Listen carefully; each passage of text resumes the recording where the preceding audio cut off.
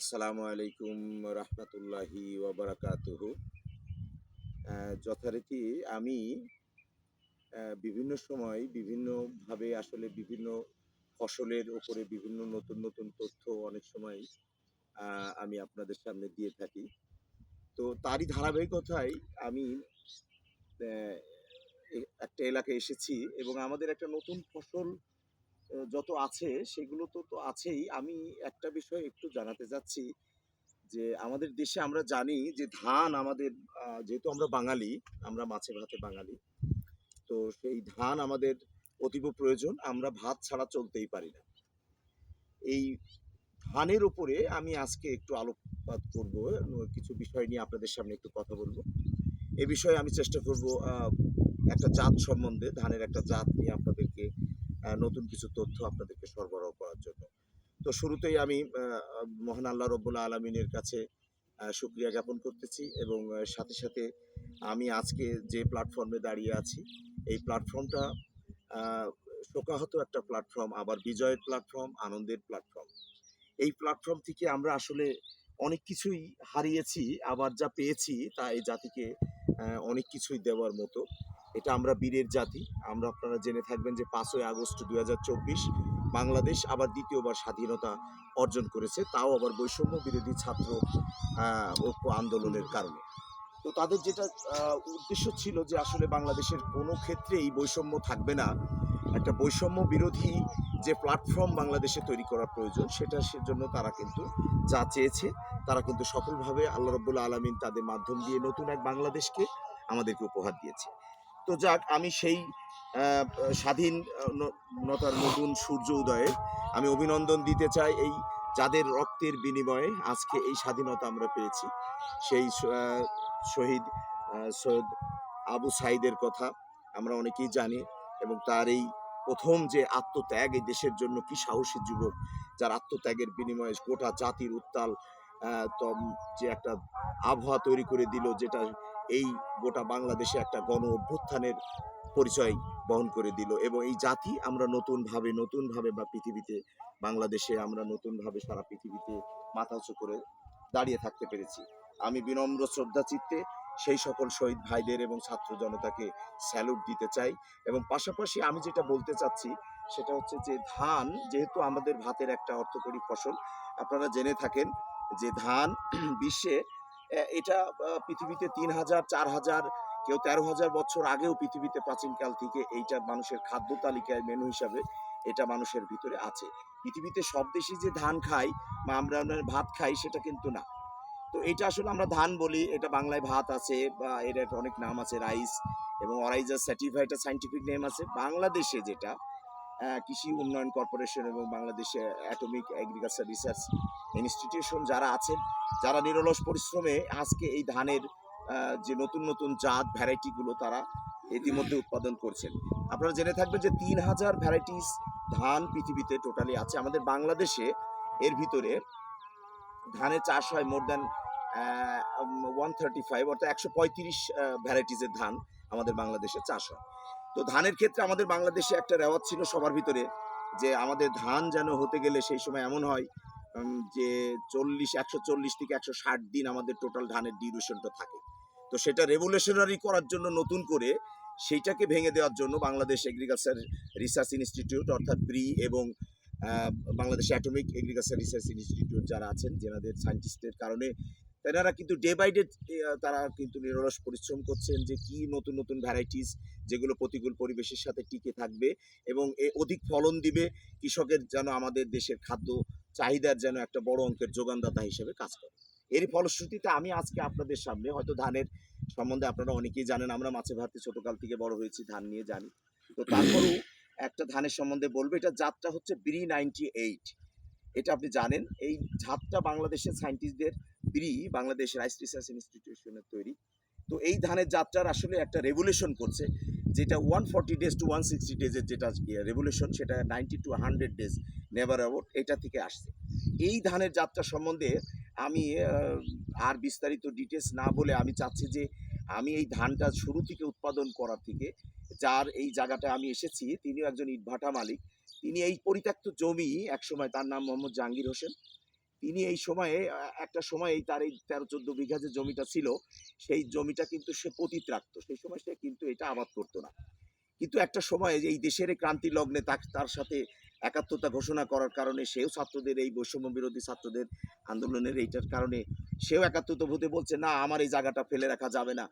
তার সাথে আলাপ করলাম কিভাবে এটা করা যায়, সে বলছে তাহলে নতুন একটা ধানের জাত, এখানে আমরা নতুন ধান দেখি ফলন বেশি হবে, উচ্চ ফলনশীল এবং রোগ প্রতিরোধ বালাই ক্ষমতা বেশি আছে, এরকম একটা ধানের জাত চাষ করলে কেমন হয় বেটার। এটার ফলশ্রুতিতে সে দেশের জন্য বলেন কন্ট্রিবিউট করার জন্য সে এবং আমরা যারা আছি আমরা তো প্রতিনিয়ত আমি চেষ্টা করছি সব জায়গায় যে মানুষের কাছে কৃষকের কাছে যে আপনারা নতুন করে কোনো জায়গা ফেলে রাখবেন না, প্রত্যেকটা জায়গায় কিছু না কিছু আপনারা আবাদ করেন, ফসলি গাছ যা কিছু আছে আপনারা আবাদ করেন, কখনো কোনো জিনিস অংশটাকে বাংলাদেশের এই সোনার অংশটাকে কখনো আপনারা ফেলে রাখবেন না। তো যাই হোক, সে বিষয়ে আর কথা না বাড়াই আমি আপনাদের সামনে একটু বলতে চাচ্ছি এই বিষয়ে যে এই ধানের সাথে সম্পৃক্ত নিরলসভাবে যিনি যিনি চাষি এখান থেকে শুরু থেকে শেষ করছেন, আমি তার সাথে একটু কথা শোনার জন্য আমি ডাকতেছি। তার নাম মোহাম্মদ ফিরোজ হোসেন, যিনি এই ধানের বর্ণনা শুরু থেকে শেষ পর্যন্ত আপনাদের সামনে দিবেন।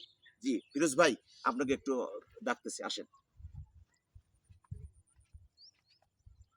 জি ভাই, একটু বলবেন আপনি কি যে এই ধান আপনার টোটালি এই শুরু থেকে আপনি একটু যদি শেষ পর্যন্ত যদি এই ধানের ব্যাপারটা আপনি একটু প্রসেসটা বলতেন আর কি, এটা শুরু কাল থেকে। আসসালামু আলাইকুম জি রহমতুল্লাহি ওয়া বারাকাতুহু।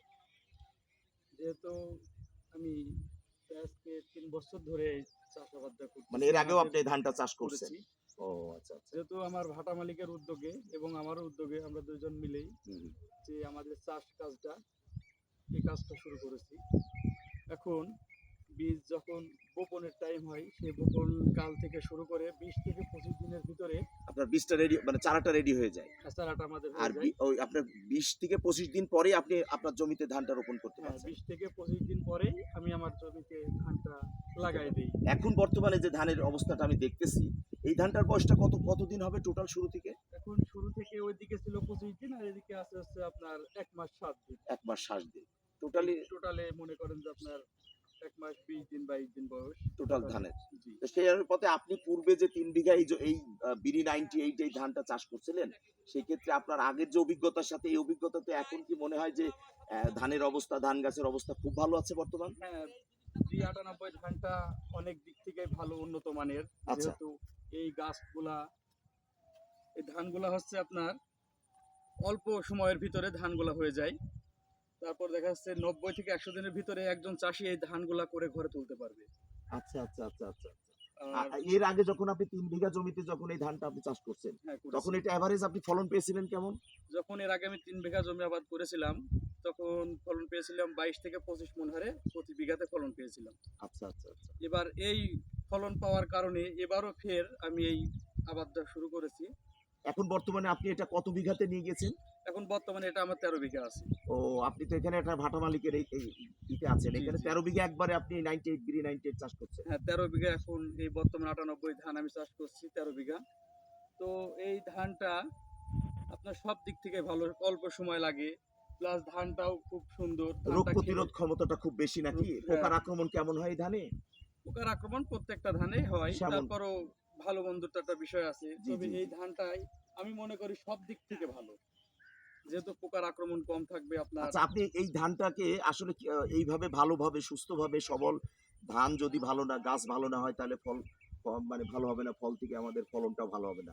সেক্ষেত্রে আমি যেটা জানতে চাচ্ছি যে আপনি আসলে কি ধরনের সারগুলো এই ধানের ক্ষেত্রে ব্যবহার করছেন? ফার্স্টে যখন আমি এখানে চারা লাগাই, জি, মানে জি, ধানের চারা যখন লাগাই তখন কাদা জি, করার সময় জি। ২ বস্তা করে কেঁচো জৈব সার দিয়েছিলাম প্রতি আচ্ছা, বিঘাতে। আচ্ছা, আচ্ছা, এবার ওই সঙ্গেই কাদা করার জন্য এই আপনার হচ্ছে পটাশ এবং ইউরিয়া জি, জি, ১০ কেজি করে ২০ কেজি প্রতি বিঘাতে এটা হচ্ছে ছিটায়ে কাদা করে ধান লাগানো শুরু করেছি। এবার ধান লাগানোর ৫ থেকে ৮ দিনের ভিতরে জি, আগাছানাশক ঔষধ ব্যবহার করেছি আমি। জি। তারপরে যখন ওটা চলে গেছে ১০ থেকে ১২ দিনের ভিতরে ফের আবার হচ্ছে আপনার ১০ KG urea, ১০ KG potash, ১০ KG ঢ্যাপ মানে ডিএপি সার। ডিএপিটা আচ্ছা, আচ্ছা, আচ্ছা, এবার এই ৩ টা মিলে ৩০ কেজি প্রতি বিঘাতে আমি ছিটিয়েছি আচ্ছা, বা বোনা হয়েছে। আচ্ছা।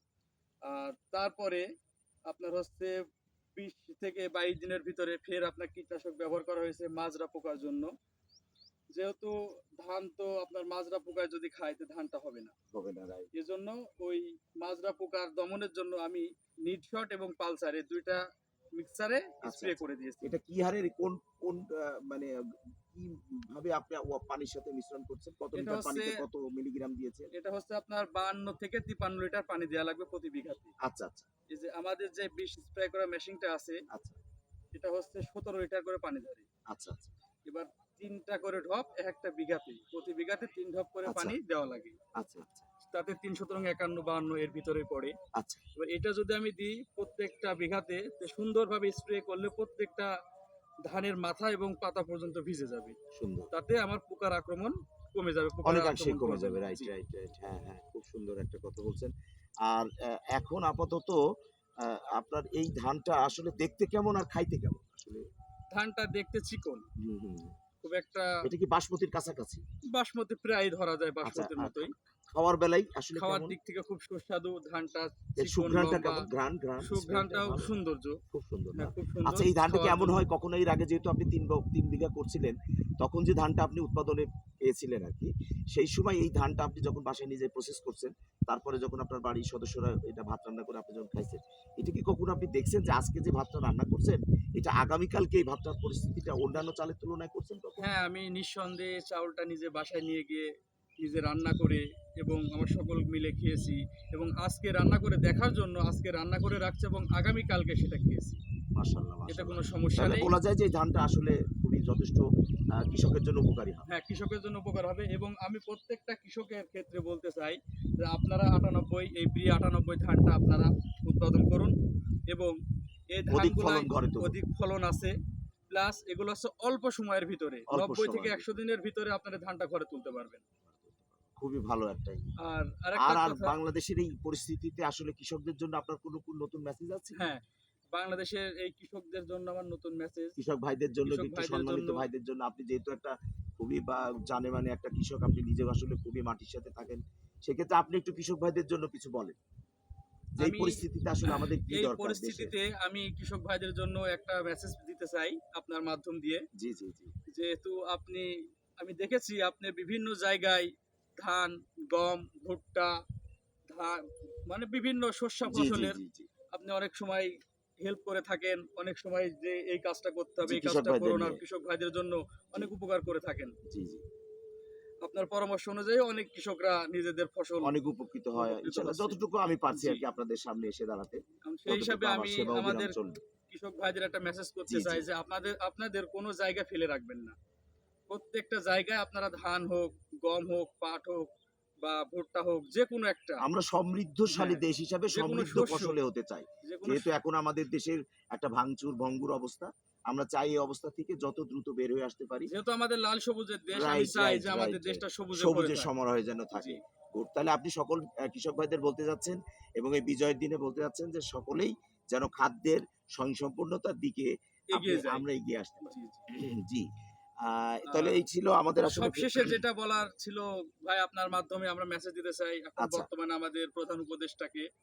সেই মেসেজটা হলো যে প্রত্যেকটা কৃষি খাত থেকে বরাদ্দ আসে।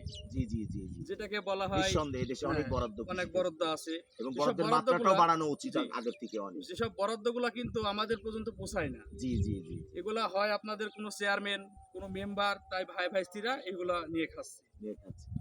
তার আমি বিশেষভাবে এই প্রধান উপদেষ্টাকে জানাতে চাই আপনার মাধ্যম দিয়ে, জি, জি। যাতে সে এইসব জিনিসগুলা একটু সেভাবে নিজের চাষি ভাইদের জন্য নিজের মনে করে সবার ভিতরে বন্টন করে দেয় এবং যার মাধ্যম দিয়ে বন্টন করা মানে হবে। আপনার যে মূল বক্তব্যটা হচ্ছে যে কৃষি উপকরণ, জি, কৃষি উপকরণ ফসল ফলাতে যে কৃষি উপকরণটা প্রয়োজন সেইটার দাম অবশ্যই কৃষকের নাগালের ভিতরে নাগালের দিতে হবে। ভিতরে রাখতে হবে। রাইট, এটা জি, এক নাম্বার এক শর্ত। নম্বর ২, কীটনাশক সেক্টরে অর্থাৎ এই যে পোকামাকড় দমনে পোকামাকড় দমনের বাংলাদেশের যে সেক্টর গুলো আছে তারা যেন বেশি পরিমাণ সাহায্য সহযোগিতা নিয়ে কৃষকের দৌড় প্রান্তে চলে আসে। প্রান্তে চলে আসে।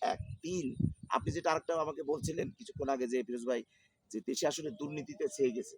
আসলে এই কৃষি ডিপার্টমেন্টে এমন একজন সৎ এমন একজন অনেস্ট, এখন যেহেতু বৈষম্য বিরোধী ছাত্র আন্দোলন, বৈষম্যটাই সমাজ থেকে দূর করে সমাজ দিয়েছে। থেকে দূর করে দিয়েছে। আমরা চাই বাংলাদেশের প্রতিটা সেক্টরে যেন বৈষম্য দূরীভূত হয়ে যায়, বৈষম্য দূরীভূত যেন হয়ে থাকে।